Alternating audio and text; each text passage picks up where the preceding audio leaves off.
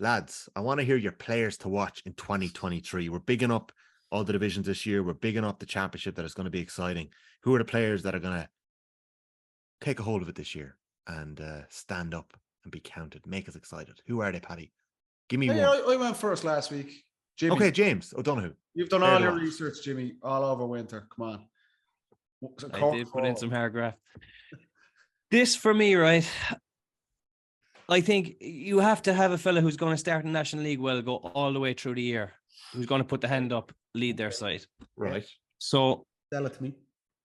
I've gone with Dara Canovan from Tyrone because he's 22, right? There's been a lot of expected of him probably already, which is not unfair, but it's difficult when you're 2021 to carry a lot of responsibility or carry that burden.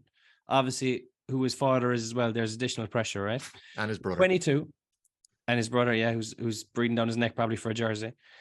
He's 22. He's after being top scorer in the Tyrone County Championship.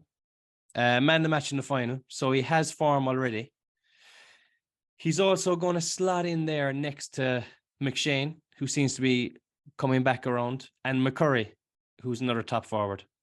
So even if he's on top form, how are you as a defensive unit gonna mark him when there's 2 or 3 other fellas just as good, if not better, in there with him?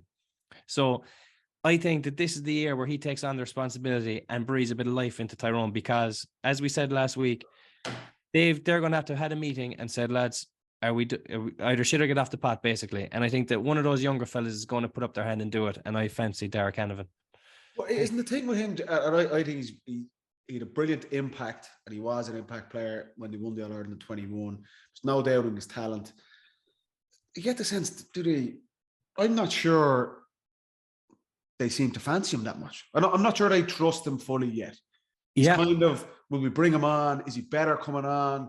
Do we get more out of him for 20 minutes? I agree. I think there comes a point for a player, and he is around that age now where he puts a stamp on. It's like, the coach has to play me from the start. Mm-hmm. You need to base this attack around me. And if you're looking at Tyrone, the stalwarts they've had of Peter Hart and Matty Donnelly are older. That's the reality of it.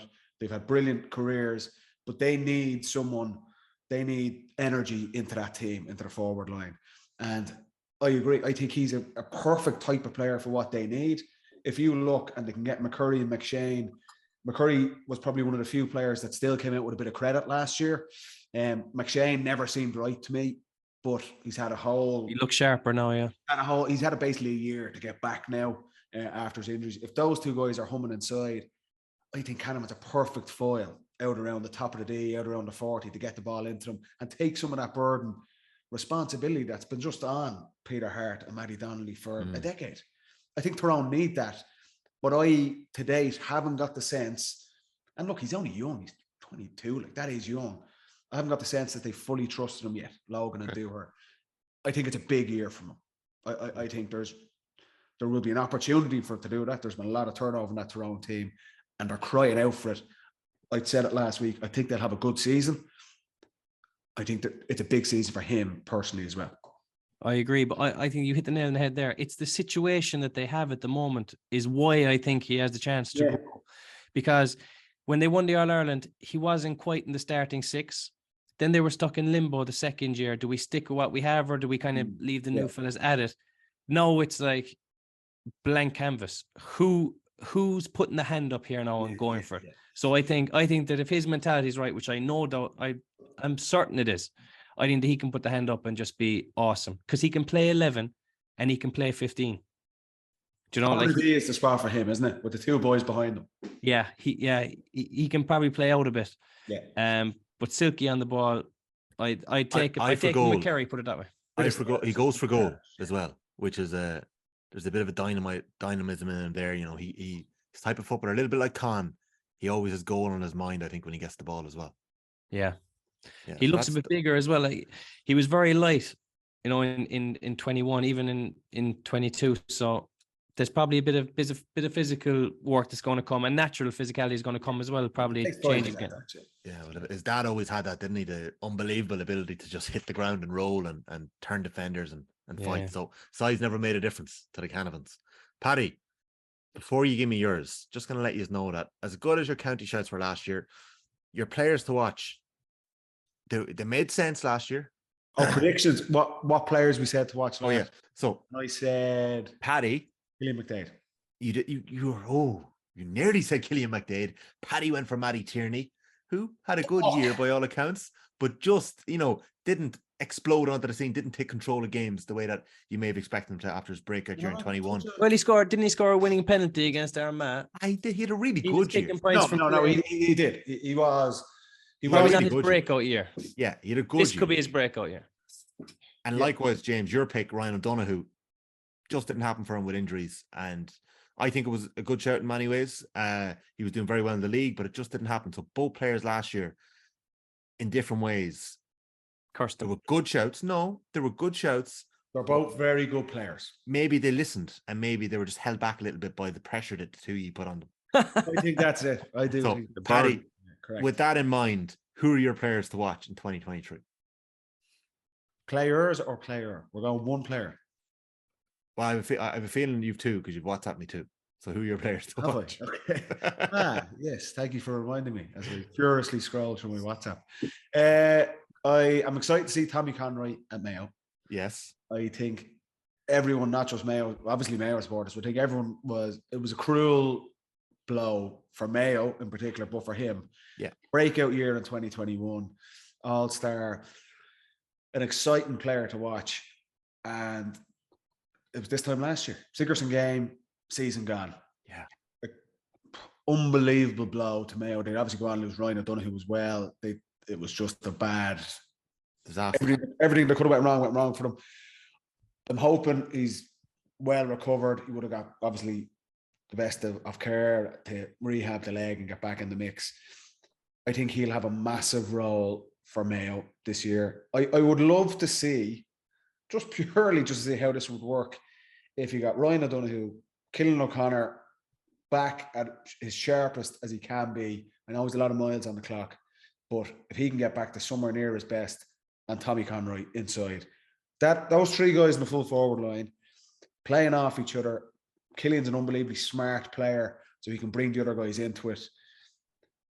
That's what Mayo are going to need if they're going to have any say on this.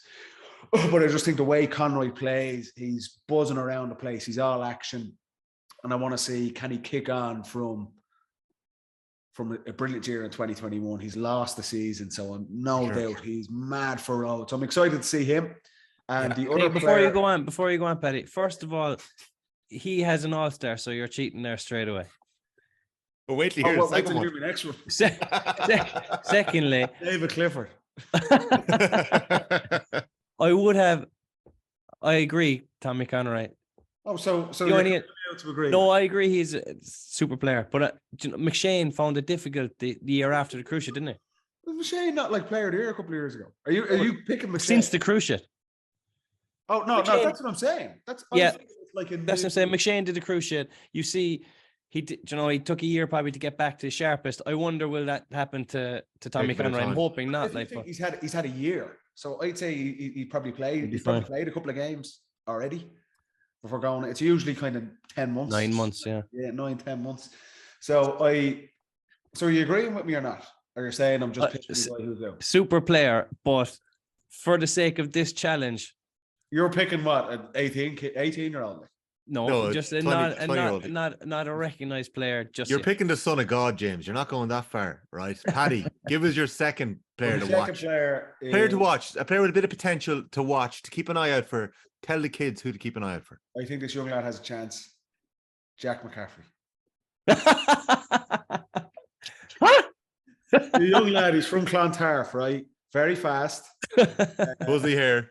Dubs are on the lookout for players. Genuinely, there's been a lot of talk in Dublin, obviously, about Jack and Mannion coming back.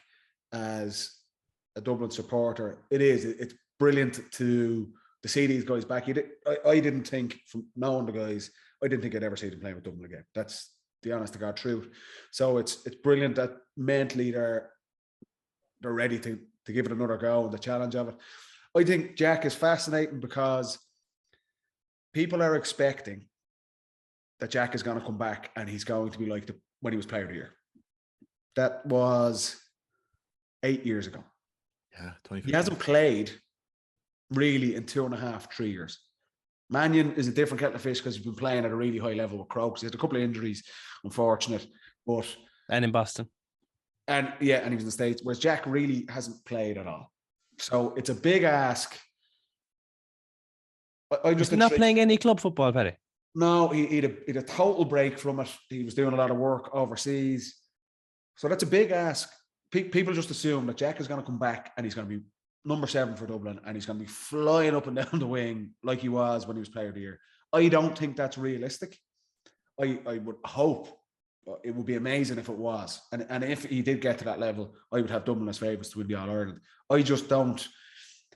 I think you need to manage expectations here. It's a big ask to be away from the game that long and come back and have that level of impact. He was one of our most important and impactful players. I think Dublin fans need to be patient with him. I think Jack understands this himself, that it'll take time to get up to that level. And you would be wary of a guy with his speed and having been away from the game of any sort of injuries coming back in. That if he picks up a knock, we've said this for any of the key players in any of the big teams, you don't have time to recover this season. Yeah. It's whether it's in the National League, but if you get one in the Championship, you're gone. You're basically going to miss the whole thing. So I am hoping and praying. I love the fella.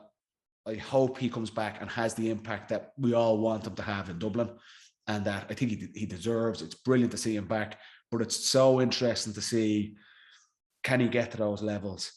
And I know this, I'm biased as a Dub, but seeing Jack McCaffrey in Croke Park, full tilt, there's just an excitement around. There's not many players like that, even for neutrals seeing it. It will be brilliant to see.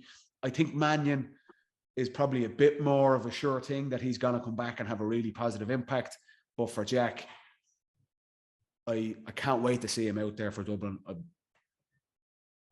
can't wait to see him, but I hope it goes well for him. But people need to manage their expectations with these first couple of months through the National League with him. Sure. What year did they step away? Jack's gone since the start of the COVID season. 2020. Started so February 2020. And Mannion left January 21. After, Mannion was kind of came off the bench in the COVID Championship in 21 and then didn't play again. Like the thing is with the boys is they're not going back into the same dressing room or anything like the same dressing room. Do you know? So whatever they remember it being like, it's not going to be like that, is it? Do you know what I mean? It's going to be completely different, and they're going to have to go in and just exert their influence straight away, be leaders. It's not an easy ask. That's why I think it's even more important that they're going back. That there wouldn't have been any expectation, and the guys were leaders in our team that was successful, but there wasn't any expectation on it to be. If they didn't want to say anything, they didn't have to. Whereas particularly now, you look like since they've left and gone, like Cluxton and Johnny Cooper are gone. Yeah, you know, who no one else needs to say anything when you guys like that in the team. So that's why it's even more important that they're going back in, because they have that experience. They're by looking at them, they're laid back characters. They're people that you like being around, hanging around with. They'll have that influence on the team, but they know what it's about. These guys are elite, some of the best players ever to play for Dublin. So that's a guarantee that they're going to go in and have that positive impact on it. But they know that, they know that it's not the same team. That's probably part of the reason of why they're going back to try and get back to that.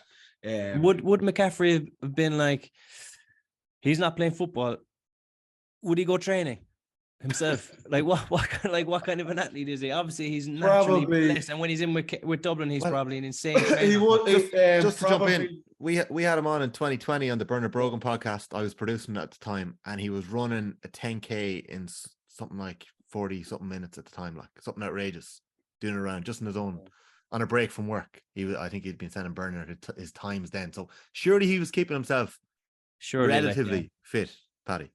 Not in the football sense, but taking over, taking over. He's like Gavin White down here. I see him running around the national park, and honestly, he's like a deer. He's I like, wouldn't have Jack like that. No, not like Would he not be similar? No. Does he not? Is he not? No. That's what I'm asking. Is he that like? No. No, but like I tell you, right? The decision for those guys to go back is not an easy decision because they'd stepped away and they kind of made peace with being away from us. And it's for them to turn around and decide, okay, I'm going to go back now. That would have been a massive conversations I'm sure they would have had with family, with friends, with guys on the team, with teammates, coaches. So when they decide that we're going to do this, we're going to go back, they're all in. Mm-hmm. So the training, when was this announced to you? This is back, October maybe? It was November? slipped in. It was a classic Dublin announcement. Yeah. It was like when Jim Gavin did that one where he's like, Paddy Coffee Byrne is in the training panel. Yeah. We've the Basquels training too. Yeah. And Jeremy Connolly's back. And we've that's it. Yeah. Yeah. But that's what, 4 months ago now. So the boys, no doubt, are training away, getting themselves ready for it. So yeah, that's what I'm saying. You ask, who are you excited to watch? What players are you going to watch? Yeah. I'm sure I'm not just as a Dublin point of view. I'm sure a lot of people are excited to see where Dublin are at, but in particular, two of the best players of the last decade are back. Yeah. That's exciting. Yeah. And for Dublin, it really is. It's unbelievably exciting.